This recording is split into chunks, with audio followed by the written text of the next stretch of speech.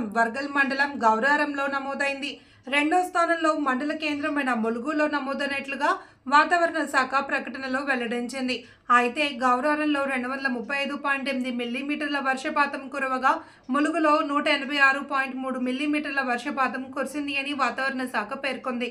దీంతో గ్రామాల్లోని పంట పొలాలు నీట మునిగి చెరువులను తలపిస్తున్నాయి.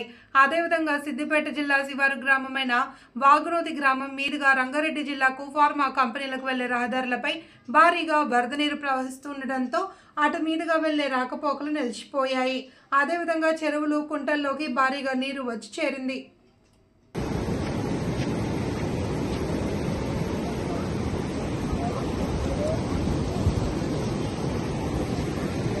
చేపలు పడుతూనే ఆరా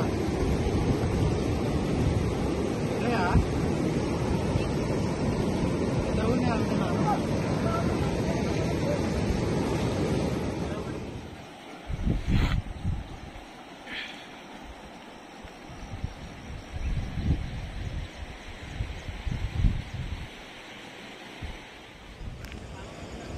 మొత్తం పంట పొలాలు ఇవన్నీ.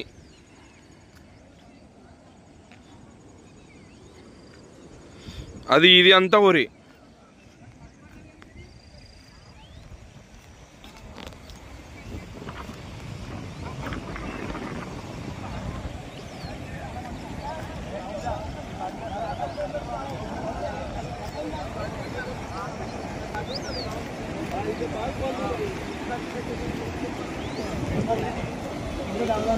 నీళ్ళకి వచ్చినా కావుతారా నీళ్ళు నిండది